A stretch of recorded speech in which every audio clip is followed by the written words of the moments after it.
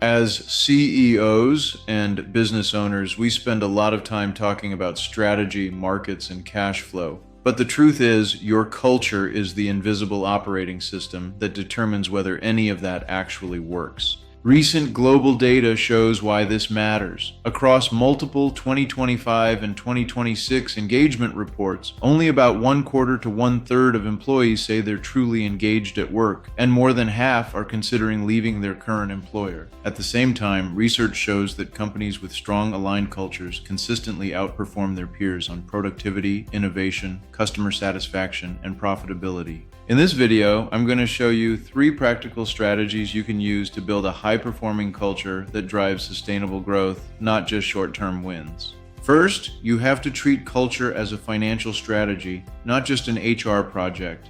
A review of global studies on organizational culture and financial performance found that companies with healthy, high-trust cultures deliver better results across engagement, innovation, agility, and shareholder returns. Other research shows that cultural elements like customer orientation, clear performance benchmarks, and strong identification with the company have direct impact on financial outcomes. So how do you turn that into CEO action? Start by tracking culture with the same seriousness as revenue and margin. That means defining and reviewing culture KPIs, employee engagement, voluntary turnover, internal mobility, and customer satisfaction on a regular basis. Next, link culture directly to your growth targets. Instead of saying, "We want a better culture," say, "We will strengthen a culture of ownership so we can increase customer retention by 10% and improve recurring revenue." When your team sees culture discussed in the boardroom alongside financial goals they understand, this is how the business wins. The second strategy is to build engagement through voice, growth, and leadership. A 2026 engagement report based on feedback from more than 90,000 employees identified 3 primary drivers of engagement: communication and employee voice, growth and feeling valued, and leadership effectiveness.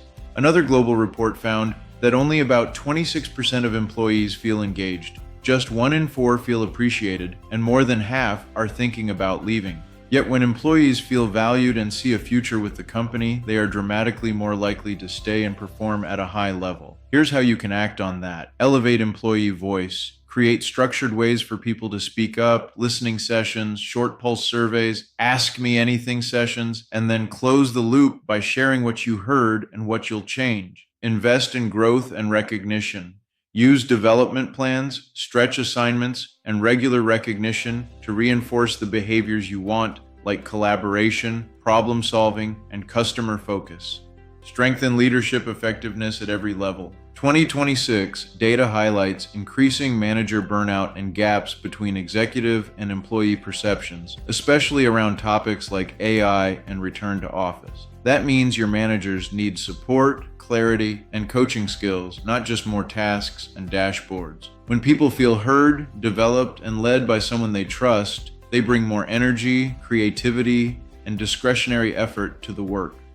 That's the fuel of a high-performing culture. The third strategy is to design culture as a system, not a slogan.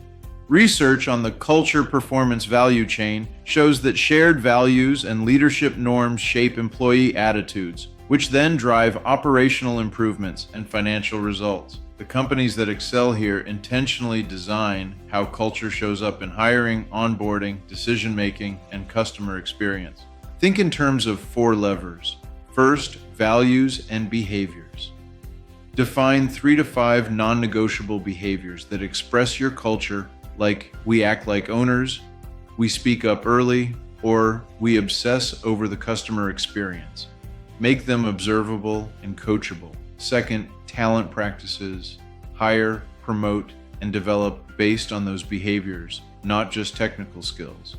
Misaligned leaders are one of the fastest ways to erode culture and performance. Third, operating mechanisms. Hardwire your values into meeting agendas, decision frameworks, and how you review metrics. If learning is a value, then postmortems, experimentation, and sharing lessons learned need to be part of your calendar. Fourth, storytelling and symbols. Celebrate the specific stories where your culture drove a better customer outcome, helped retain a key employee, or led to an innovation.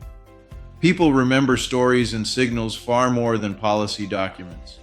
When culture is designed as a system, every employee knows how we do things here, and that clarity allows performance to scale as the business grows. Let's pull this together. Building a high-performing culture starts with treating culture as a financial strategy, not just an HR initiative. You define culture KPIs and review them alongside your P&L and growth targets. You focus on the proven drivers of engagement, employee voice, growth and recognition, and leadership effectiveness, especially at the manager level. And you design culture as a system, embedding your values into hiring, promotions, operating rhythms, and the stories you tell about success and failure. When you do these three things consistently, culture stops being something you hope is good and becomes a powerful, measurable asset that drives sustainable business growth quarter after quarter, year after year. If you found this helpful, make sure to like, subscribe, and share it with another business owner or CEO who's serious about building a high-performing organization. And I'd love to hear from you.